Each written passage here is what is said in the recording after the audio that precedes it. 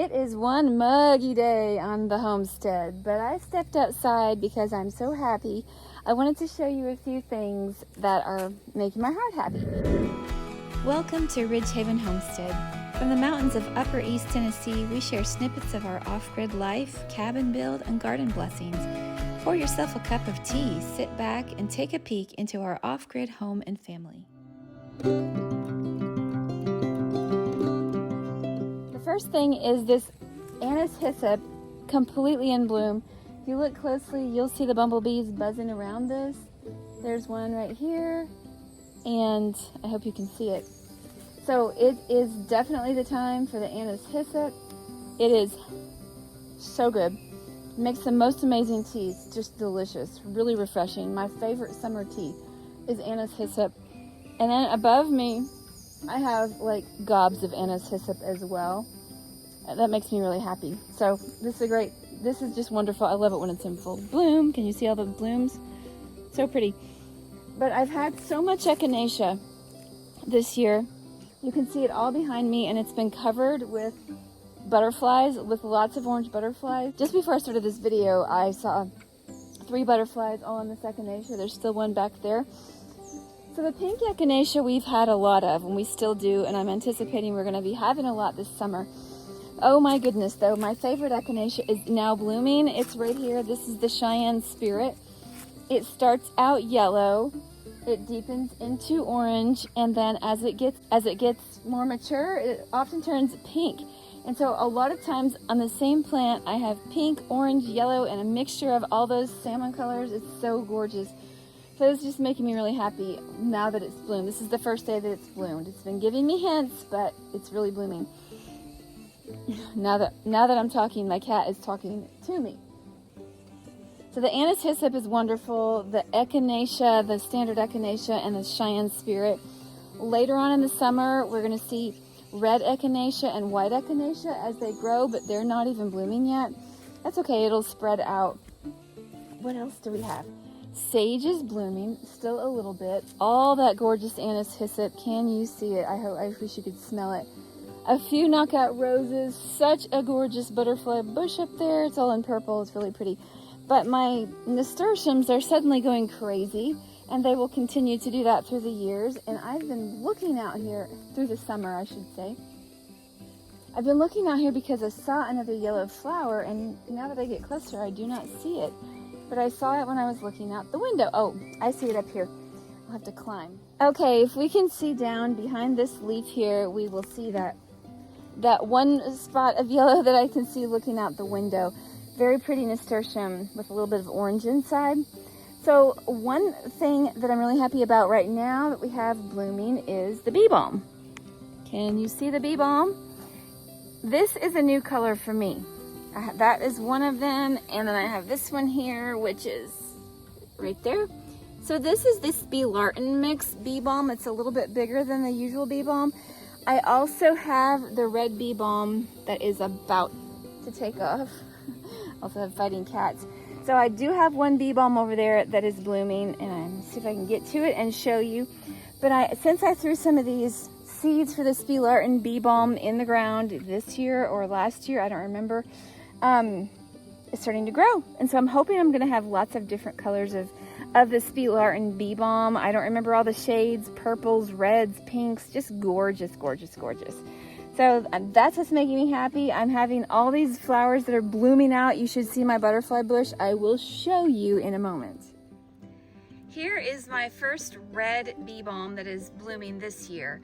I have several others that are going to be within the day or so, within maybe 2 days, going to be bursting out, and that's going to be beautiful. Like I said, I'm hoping to see lots of beauty here.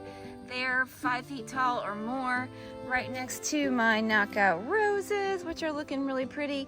But I just got a sad piece of information when I saw the very first Japanese beetle for the year. They like to eat my roses. I do not like it when they come. Here is looking down on that gorgeous anise hyssop and all the bumblebees and butterflies that like to come and visit it. It's buzzing right now with bees and the like. Yeah, and then looking down on my Cheyenne Spirit, Echinacea just makes me really happy. let me swing around here and show you. I don't know if you can conceive how big this butterfly bush is. It is probably at least 10 feet wide. It's loaded with butterfly bush flowers, and I'm seeing some small butterflies, but right now not too many. The air smells heavenly. This is so fragrant, and that's what draws the butterflies to it. If you can see this little butterfly, it's not the showiest, but it's the only one that I see right now on the butterfly bush. Although if you do look closely, you will be able to see a stink bug hiding on that leaf. Hiding under the leaf. My camera doesn't want to focus on it right now. He was crawling up that branch a minute ago. This plot of dirt doesn't look like much, but it's a promise of things to come, because I know in here there are seeds of sunflowers and different flowers that hopefully soon will have life coming out. Maybe in a few days I'll get some little shoots, but right now they're not showing. But my cucumbers are looking great, and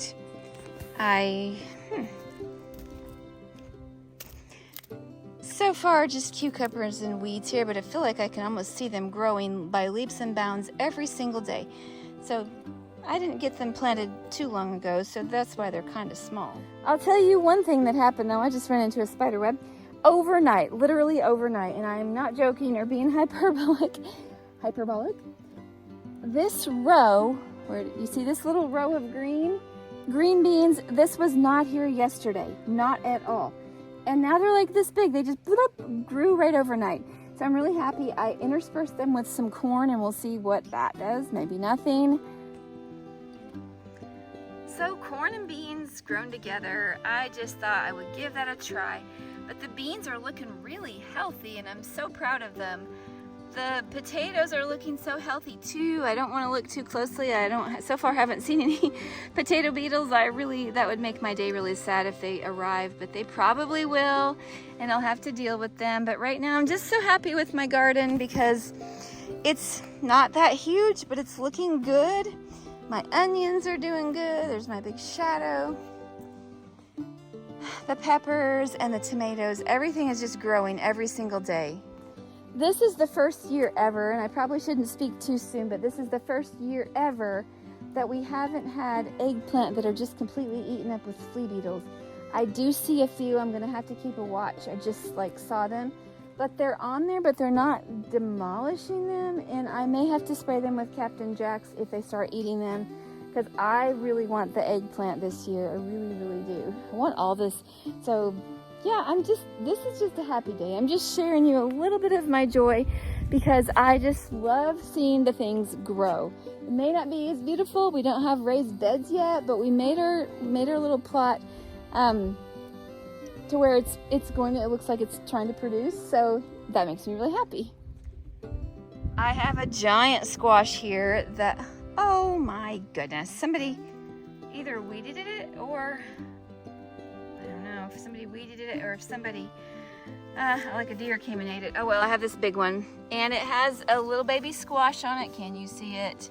I don't know, it looks kind of like a butternut, which would be logical because this is where our compost pile is. So we're gonna get something out of this, and it's looking really good. If you want to know the truth about it, the garden has been my taskmaster this week. I've been the taskmaster and the garden has been my working zone. And I have made myself over and over and over work hours out here getting the weeds under control, and I'm really feeling good about it. I got this garden bed weeded, and it's now, when I look in it, I can see holy basil everywhere. All that green is a mixture of holy basil, mostly holy basil, a few regular basil plants in there, but I worked so hard. I got sunburned, I got sore, but I feel like I'm feeling really good about it. So stick to it. If you have a task that seems overwhelming, you can do it, because I can do it. You can too. And this other terrace that I was working on, now I look down and I see my little watermelons starting to grow, my little squashes, and a few volunteer sunflowers, which is also making me happy because I love volunteers and I love sunflowers, and there's actually a few zinnia volunteers too. So I should probably go water the tomato, water my little seedlings out here, and then go inside. Oh, I can't even see. I don't know if you can see in the greenhouse here, we have a tomato right back there. It's the size of a baseball. It's almost ready to pick. It has some yellow shoulders, so I'm not picking it just yet. Hold on. Down here, I have red lettuce that's growing in the dirt that was self-seeded, and then I have some of these zinnias. I see no need to hoe these up when they're growing, and so I've been watering them even though they basically are in the footpath. I figure, hey, let's make them grow and see what we can get. I am of the opinion that if it grows, I will water it, no matter if it's growing in the wrong place or not. So I'm watering the zinnias that planted themselves, I'm watering the holy basil that planted itself, and I'm watering the lettuce. Like, why should I rip it up and then plant something different when nature and God have given it to me for free? I see no reason to work harder than I need to. I did plant some seeds in this area. I do have some little bitty dill. It's either dill or cosmos. You know, they're both kind of feathery. So I'm going to have to wait till it gets a little bit bigger. I hope it's dill. But if it's cosmos, I'll enjoy that too. I have a hard time growing dill for some reason.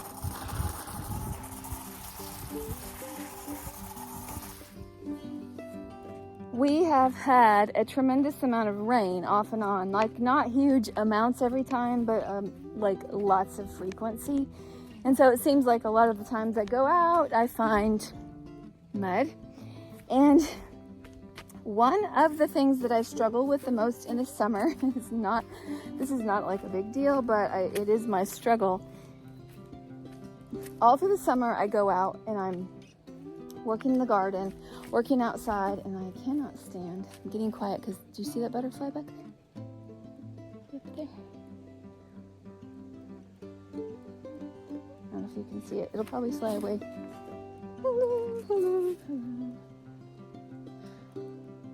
It's there, but I'm not going to be able to show it to you very well unless you can see over my head. Anyway, I every single day am out in the garden working hard, and I do not like to wear socks in the summer at all because my feet get so hot. And so I wear sandals, the kind that you can rinse off. And so I find that my constant struggle all through the summer is my feet. My feet come looking so dirty, the dirt gets ground into them, and then even when I go and take a shower and scrub, my feet are just still brown and calloused and rough. And I have been putting castor oil or coconut oil on them at night.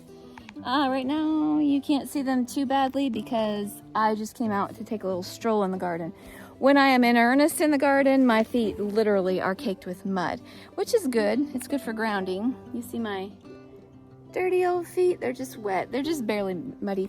But no, the heels get so calloused and the dirt gets ground in that they are brown. And then literally they talk about a green thumb. I do get a green thumb, a green and brown thumb that is just like embedded into my skin. And no matter how much scrubbing or soaking I seem to do, it still stays there. So if you have any ideas of how you can combat that, I'd love to know. At night, I've been trying to put either castor oil or coconut oil on and then putting socks on, hoping it will soften those calluses. But I don't think it really helps, and it makes my feet hot through the night. So throw me your ideas because I need them.